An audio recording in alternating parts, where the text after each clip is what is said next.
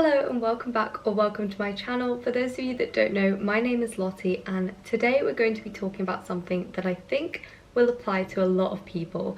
So we're going to be exploring some of the ways that you can start studying and start trying harder in school or in uni or wherever you are, even if you're working, if you're kind of known for being a little bit too chill, or you have a bit of a reputation for not really doing work, not studying, you know what I mean. If you're here, you're probably feeling that a little bit. Maybe your friend group aren't really that motivated, or they don't really enjoy studying, and so you've kind of got stuck into this loop of being a little bit too chill and not doing what you actually want to do.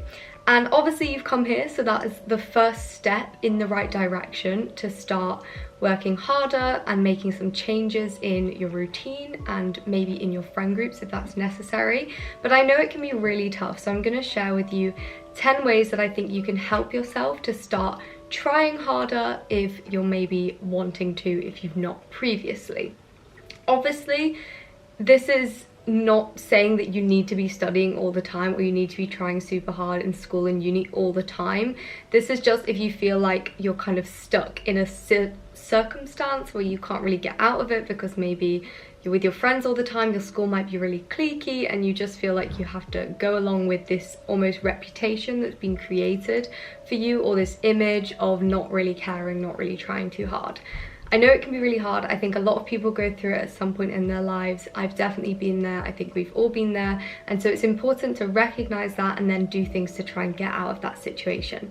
So we're going to talk about my 10 tips for getting yourself out of that too chill reputation and how you can start working a little bit harder. The irony of me filming this video is I should actually be doing work right now, but the sun is so bright and the lighting in my room is amazing. So what better time to film this video than right now whilst it's nice and sunny.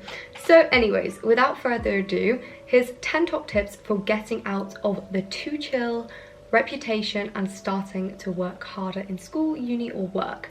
Starting with number 1, the most important thing is that you surround yourself with people who have the same goals as you. I know that's easier said than done because, as I said, cliques exist in school, but there are things that you can put in place to ensure that you are surrounding yourself with more like-minded people, meeting new friends, and kind of expanding your communities, your social networks, to be able to integrate yourselves with the people that you want to kind of be more like. So one way of going about this in school or even in uni is to join different societies that might be to do with things that you're interested in, different extracurriculars, leadership opportunities. All of those things are going to help you meet more like-minded people. For the most part, in things like leadership societies, it tends to be the more motivated, driven students. So if you want to meet more people who have that same kind of mindset that you have or that you're aspiring to have, then they're a really good place to start. And as I said, I get that cliques exist and I know they're so hard to break out of. So that's a really nice way to do something on the side, whether that be after school or like during lunchtimes or something. At least you can start integrating yourself into different groups. And this is not saying you need to get rid of your friends. If your friends are maybe more chill, they have different goals to you, that is fine. That's not an issue at all. Not everybody wants to work really hard, not everybody has the same goals to achieve high, and that is completely okay and no judgment at all. But if you don't want to necessarily work to that same level that they're working to and you want to work harder, then this is a good way to get out of that. So I have kind of combined my first and my second point, which was about surrounding yourself with different like-minded people, and then the second was about joining extracurriculars. But I'll also just touch on in that first point about surrounding yourself with new people. It's a really good idea if you're in a classroom setting to kind of sit yourself with somebody who you know works a little bit harder or who has a similar outlook, mindset to you, and then it just allows you to integrate yourself with those kind of people. Again, I know it's easier said than done if maybe you have certain places that you put in your class and you can't get out of it, or maybe your friend group would take it the wrong way if you went and sat with someone else. But sometimes obviously these sacrifices do have to be made in order for us to improve ourselves. And if your friends are true friends, they will understand that, they will respect that, and they'll allow you to hang out with them at different times, not necessarily in the class. So my third tip is working hard for something to get the satisfaction out of it and realizing that it's more important than the I guess, reputation that you're potentially trying to stick to. So the satisfaction that you will get from working hard and achieving your own personal goals is going to far outweigh any kind of reputation that you're trying to sustain and validation from external circumstances, so from your peers and your friends. That in 5 years' time is not going to matter, but feeling true to yourself and that you achieved what you wanted to, maybe for a big exam like your GCSEs, your A-levels, or your uni exams, having that satisfaction is going to stay with you much longer. And also having that initial satisfaction is really going to help you kind of crave that again and help you with sticking to a routine and incorporating new maybe study methods or schedules into your life. So on the note of looking to the future in 5 years' time, what's going to bring you more satisfaction, the fourth thing that I think is really important is to set yourself a long-term goal. So have a vision for what you want to achieve. Is it a certain grade, a certain percentage? Is it a certain job that you're aspiring towards? Is it a university course? All of those things can help you to really solidify this desire that you have and allow you to work to something more tangible. And I would really recommend you actually write this down. So just having it in your mind is not solid evidence. It's not something that you can see that you want to achieve. So I would definitely recommend writing that down, and write down why you want to achieve that and also how you're going to achieve that. So essentially write down a SMART goal. So be specific, make sure it's measurable, make sure it's, I can't remember what A is, realistic, time, achievable. A is achievable, so make sure it's achievable. That's super important, probably the most important one arguably. You don't want to be setting yourself unrealistic goals. Like if you write down, I want to be the Prime Minister in 5 years' time, probably for the majority of us not very realistic, so make sure you put something down that is achievable and you'll be more motivated to actually get there. All of this kind of encompasses this why, so I think it's really important to have a why, a reason that we're committed to something and we're driven towards something. So for me personally, doing medicine, I had to think about this a lot when I was applying and doing my interviews, my why medicine, and also this really applied to me when I was doing my GCSEs. So I went through a phase of probably being a bit too chill with my studying and school and not really focusing on the bigger picture. And then I gave myself a why because I wanted to do well in my GCSEs so that I could go on to do the A-levels to get into the course I wanted to do, which at the time I wasn't 100% sure about medicine, but I knew that was potentially one of my options and I knew I needed to get good grades to get there.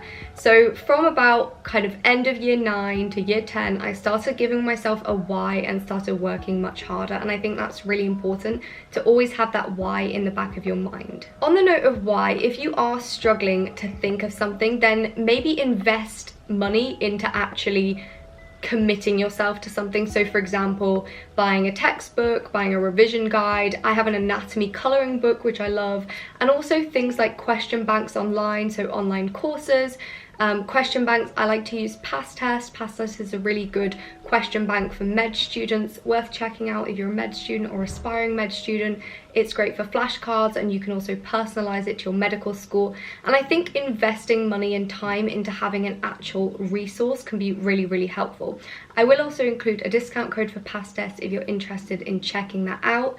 But on the topic of investing something, this is an affordable option, and I think just having something that you can actually commit to and see progress with can really help. I feel like the fifth and the sixth point kind of come hand in hand, so I'm going to talk about them together, and that's about making sure that you're actually paying attention in your lessons. So I know it can be easy to get distracted by friends, by your phone, by literally anything when you're in a boring lesson, but it's really important that if you want to start changing your outlook, then you need to put the things in place to enable that to happen. And that doesn't just apply to your own actions. So when you start putting things in place, like for example, sitting with someone else in the class, that will show to your teachers and your friends that you're making changes, and that has a bit of a domino effect. Once your teachers realize that you're starting to put more effort in, they'll put more effort back into your personal education, and maybe they'll, you know, chat to you about something a little bit more. They might want to push you if you're doing really well, and those little things are going to make such a big difference in the long run. And also your friends as well, they'll see that you are trying to commit a bit more time to your studies, and eventually they'll get the message, and hopefully if they're nice people, they will back off a little bit if they're distracting you a lot in class. And it's really important to set those boundaries with your friends. Now, the second point, so number 6, is about setting those boundaries. As I've mentioned a couple of times, I know it can be really tough, especially in a school setting. Hopefully not so much in uni, as I think people are a little bit more mature, I would hope.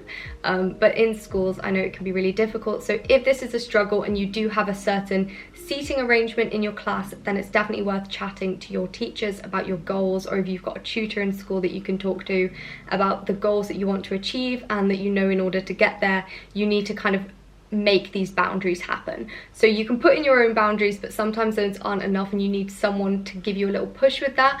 And maybe by asking for a seating arrangement to be moved around, that could potentially help you. The teacher doesn't need to tell the class that it was your idea to be moved around, but you can just explain that you genuinely feel like you're being distracted, you want to work harder, and this will be a good first step for you. And I'm sure they'll understand that and be able to make certain arrangements. Moving on to the 7th tip, make sure that you are scheduling time in to achieve these goals. And to be honest, this doesn't necessarily have to be just specific to studying. It can really be about anything in school or outside of school, same with uni and work.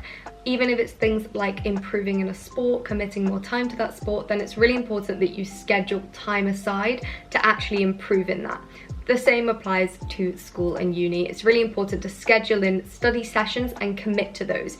One of the first steps to creating boundaries with your friends, if they are a big part of the distraction, is making sure that you say no. And once you start saying no, you'll learn how to say no to more things, and you'll build up that ability to set boundaries. Again, I'm not saying you need to say no to everything all the time. It's super important to have a work-life balance.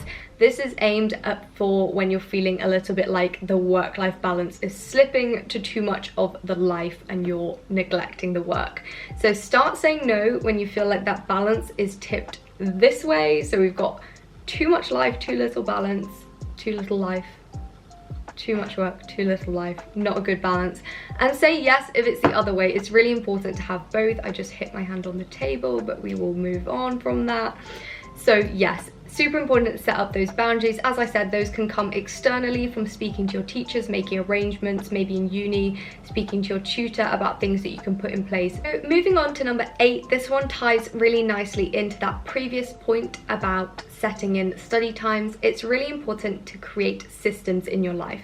So systems that will allow you to be more disciplined, and that will then therefore allow you to be more committed to your study times. Motivation is going to run out. That's the annoying thing about motivation. It tends to hit you for a few minutes. Maybe you clicked on this video because you're feeling motivated to study more, to work harder, but after this video, give it a few hours and that motivation may die. So it's important to get the discipline in place by creating systems. So having a study schedule, having a timetable, having a set time that you like to do work at, having a study sanctuary, so a place that you like to go and study. This can be anywhere. It doesn't have to be sat at a desk. It could be in a coffee shop, a library, wherever that is. Having that place that you go to and you have the right mindset when you're there. On the note of discipline as well, if you know that things are going to distract you, like your phone, like a sibling, friends, all of those things, try and make sure that when you're having these study blocks that you're able to eliminate those distractions as much as possible, whether that be with certain focus apps. So I know there's one where you can grow a little tree, that's quite nice, and then the tree dies if you go on your phone and get distracted. So that's a good way to mitigate those distractions. And like I said, with a library or coffee shop or something, if there's people around who you know are going to cause disruption to your study plan. Number 9, tell people your goals. So whether that be teachers, your family, your friends, tell them your goals, make them aware, and see if they have any feedback for you, how you can reach those goals. Hopefully if you have supportive friends, they'll understand and they'll give you advice, or they'll give you space to be able to achieve those goals. The same with your family and your teachers or a tutor, whoever you know you can confide in and explain these goals, and that they will offer you support, or they'll offer you almost motivation through being supportive of those goals. I think that can really help. And this is similar to writing down your goal. Actually telling somebody you're going to do something, it kind of commits you to doing it. It's the same with, let's say if you're going to run a marathon. If you tell loads of people you're going to run a marathon and then you don't do it, obviously people are going to be wondering why, and if it's not because you got injured, it's not because you're ill, it's just because you couldn't be bothered, that's going to be a little bit embarrassing to tell them. So the same goes for if you have a goal to commit yourself to something, achieve a certain grade, tell the people around you, and that will help you. It's almost a kind of weird sort of extrinsic motivation to just keep you going. As I said, motivation runs out, so that's why discipline always comes over motivation, but at some point we need the motivation to get the discipline in the first place. So motivation first, then discipline. Try and cling on to that motivation for a little while because it can be satisfying, it can make you want to do something, feel good about it. Obviously it's going to run out, so you've got to create those good habits. And then finally, be true to yourself. This is probably the most crucial thing here. As I said earlier, in 5 years' time, you're not going to care about that reputation you had in school, the friend groups you had in school. To be honest, you're probably not going to be in touch with many of them in 5 years' time. What will matter is that you feel true to yourself and that you can look back and know that you did your best and you stuck to what you personally wanted to achieve. Not everybody's true to themselves is going to be working hard, but I can imagine that if you're here and if you've watched this far, then it probably is. So it's really important that you do stay true to yourself and that you commit yourself to spending time and creating boundaries and working on those goals. So have a deep-rooted reason for yourself why you want to achieve something, and I promise you that's going to keep you going for much longer than smaller, more superficial goals and aspirations. So there we have it, my 10 tips for trying to get out of a little bit of a rut with your goals, your study time, your reputation, your friends. All of this stuff can be really stressful.